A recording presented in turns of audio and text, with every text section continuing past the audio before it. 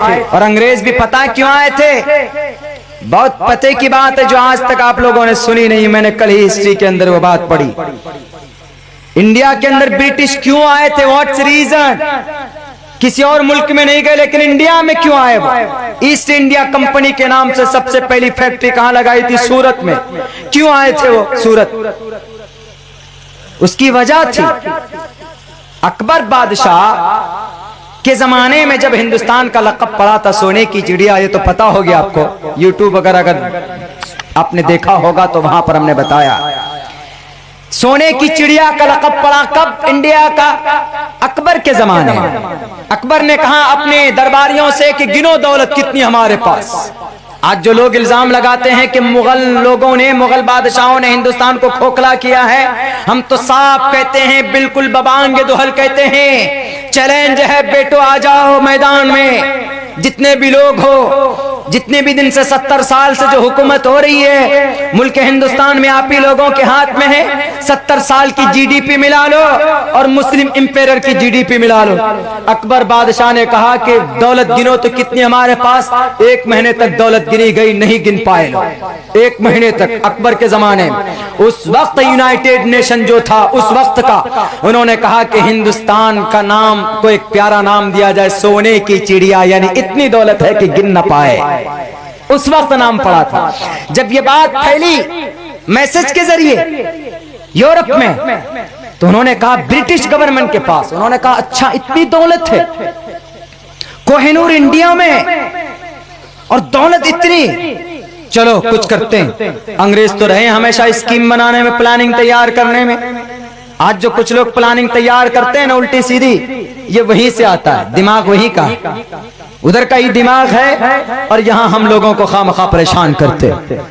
और आए उन्होंने ईस्ट इंडिया कंपनी के नाम से एग्रीमेंट बना, को थोड़ी सी जगह ली, बढ़ते बढ़ते बढ़ते बढ़ते बहुत दूर तक चले गए। मुकाबला किया अली वर्दी खान ने सिराजुद्दौला साहब के नाना मोहतरम, उन्होंने हेडक्वार्टर को तोड़ा बंगाल में। उसके बाद अली वर्दी खान ने मुकाबला किया, नवाब सिराजुद्दौला ने मुकाबला किया, बक्सर के अंदर मुकाबला लड़ाई हुई। उसके बाद आखिर के अंदर जबरदस्त तरीके पर ये टीपू सुल्तान हैदर अली ने मुकाबला किया।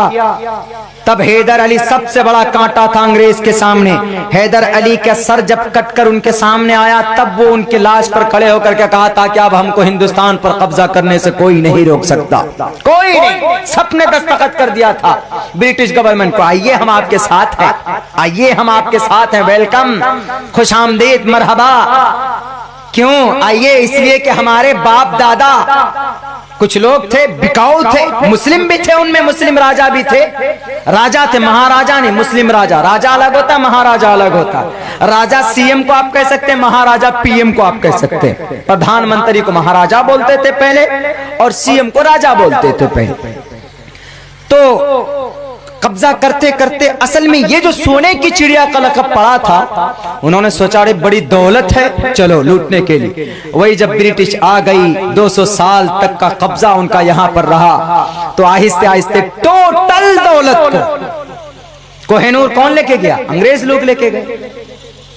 ऐसा हीरा पूरी दुनिया के अंदर नहीं था, सिर्फ मुल्क हिंदुस्तान में था, लेके चला गया।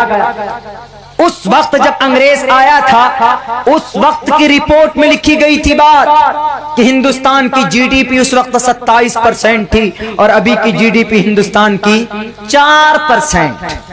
4%। हमने तो अपने नोट भी जमा कर दिए, हम तो भूखे लाइन पर लगे रहे कि जीडीपी बढ़े, लेकिन क्या पता कि भिखारी लोग भी कुछ होते हैं जो हमारे पैसों से 3-3, 10-10 लाख रुपए के सूट पहनकर घूमते हैं।